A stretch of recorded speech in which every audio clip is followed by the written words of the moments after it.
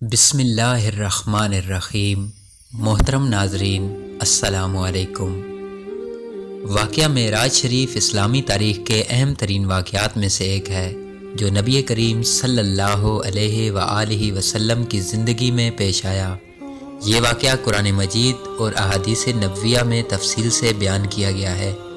قرآن پاک میں اس واقعے کا ذکر مختلف مقامات پر ملتا ہے، جن میں سب سے نمایاں سورہ بنی اسرائیل اور سورہ النجم ہیں۔ یہاں ہم معراج کے واقعے کو قرآن مجید کی روشنی میں تفصیل سے بیان کریں گے، اس کے تمام پہلوؤں پر غور کریں گے اور اس کی اہمیت اور حکمت کو اجاگر کریں گے۔ قرآن مجید میں واقعہ معراج کا ذکر سب سے پہلے سورہ بنی اسرائیل کی پہلی آیت میں ہوا۔ اللہ پاک فرماتے ہیں کہ پاک ہے وہ ذات جو اپنے بندے کو رات کے ایک حصے میں مسجد حرام سے مسجد اقصیٰ تک لے گئی، جس کے ارد گرد ہم نے برکت رکھی ہے تاکہ ہم اسے اپنی نشانیاں دکھائیں۔ بے شک وہی سننے والا اور دیکھنے والا ہے۔ اس آیت میں واقعہ معراج کے پہلے مرحلے یعنی اسراء کا ذکر کیا گیا ہے۔ اسراء سے مراد مکہ مکرمہ سے بیت المقدس تک کا سفر ہے۔ اللہ تعالیٰ نے اس سفر کو رات کے ایک حصے میں مکمل کرایا، جو کہ انسان کے محدود عقل سے ماورا ہے۔ سورہ النجم میں واقعہ معراج کے دوسرے مرحلے یعنی آسمانوں کے سفر اور اللہ تعالیٰ کی قربت کے ذکر کو تفصیل سے بیان کیا گیا ہے۔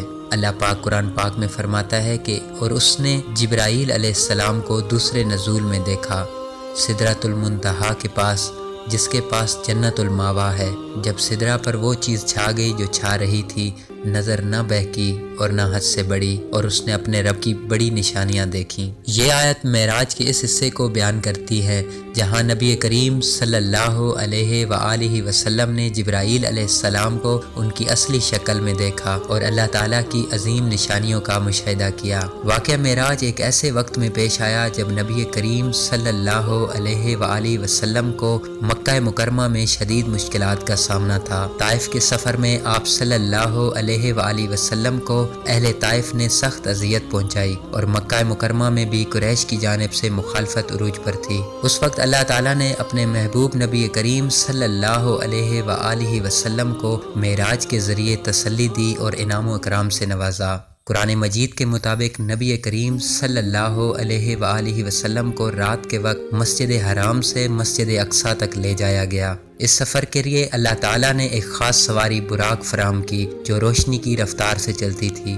بیت المقدس پہنچنے پر نبی کریم صلی اللہ علیہ وآلہ وسلم نے تمام انبیاء کرام علیہم السلام کی امامت فرمائی۔ یہ اس بات کی علامت تھی کہ نبی کریم صلی اللہ علیہ وآلہ وسلم تمام انبیاء کرام کے سردار ہیں۔ قرآن مجید میں مسجد اقصیٰ کے گرد و نواح کو برکت والا کہا گیا ہے، جو اس علاقے کی روحانی اور تاریخی اہمیت کو ظاہر کرتا ہے۔ یہ وہ مقام ہے جہاں بہت سے انبیاء کرام نے عبادت کی اور یہ مسلمانوں کا پہلا قبلہ بھی رہا ہے۔ نبی کریم صلی اللہ علیہ وآلہ وسلم کو جبرائیل علیہ السلام کے ہمراہ پہلے آسمان پر لے جایا گیا، جہاں آپ صلی اللہ علیہ وآلہ وسلم کی ملاقات حضرت آدم علیہ السلام سے ہوئی۔ حضرت آدم علیہ السلام نے نبی کریم صلی اللہ علیہ وآلہ وسلم کو خوش آمدید کہا اور ان کی نبوت کی تصدیق کی۔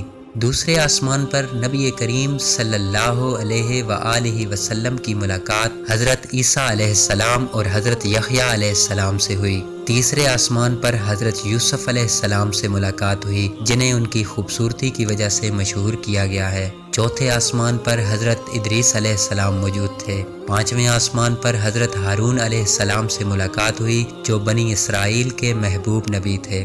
چھٹے آسمان پر حضرت موسیٰ علیہ السلام سے ملاقات ہوئی۔ موسیٰ علیہ السلام نے نبی کریم صلی اللہ علیہ وآلہ وسلم کو امت کے لیے دعا کرنے کی نصیحت کی۔ ساتویں آسمان پر نبی کریم صلی اللہ علیہ وآلہ وسلم کی ملاقات حضرت ابراہیم علیہ السلام سے ہوئی، جو خانہ کعبہ کے معمار تھے۔ ساتویں آسمان کے بعد نبی کریم صلی اللہ علیہ وآلہ وسلم کو سدرۃ المنتہا تک لے جایا گیا۔ سدرۃ المنتہا وہ مقام ہے جہاں جبرائیل علیہ السلام بھی آگے جانے سے قاصر تھے۔ یہاں نبی کریم صلی اللہ علیہ وآلہ وسلم کو اللہ تعالیٰ کی قربت نصیب ہوئی اور براہ راست کلام کرنے کا شرف حاصل ہوا۔ معراج کے دوران نبی کریم صلی اللہ علیہ وآلہ وسلم کو امت کے لیے 3 اہم تحفے دیے گئے۔ نمبر 1، 5 وقت کی نمازیں۔ پہلے 50 نمازیں فرض کی گئیں، لیکن نبی کریم صلی اللہ علیہ وآلہ وسلم کی درخواست پر یہ 5 کر دی گئیں، جو اجر کے اعتبار سے 50 کے برابر ہے۔ نمبر 2، سورہ بقرہ کی آخری آیات، جو اللہ تعالیٰ کی رحمت اور بخشش کی نشانیاں ہیں۔ نمبر 3، امت کی بخشش، شرک کے علاوہ تمام گناہوں کی معافی کی بشارت۔ معراج اللہ تعالیٰ کی بے پناہ قدرت اور نبی کریم صلی اللہ علیہ وآلہ وسلم کی عظمت کا مظہر ہے۔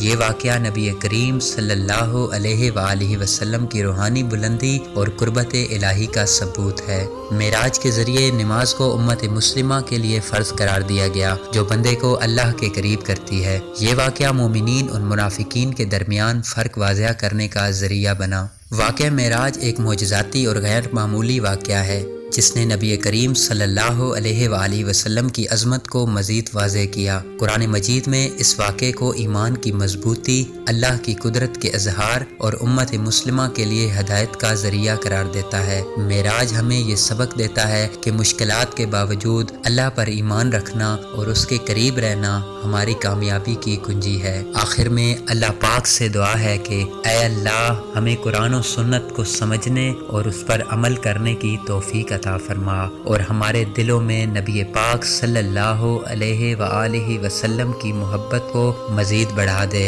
اے اللہ، ہمارے گناہوں کو معاف فرما اور ہمیں دنیا و آخرت میں کامیابی عطا فرما۔ آمین۔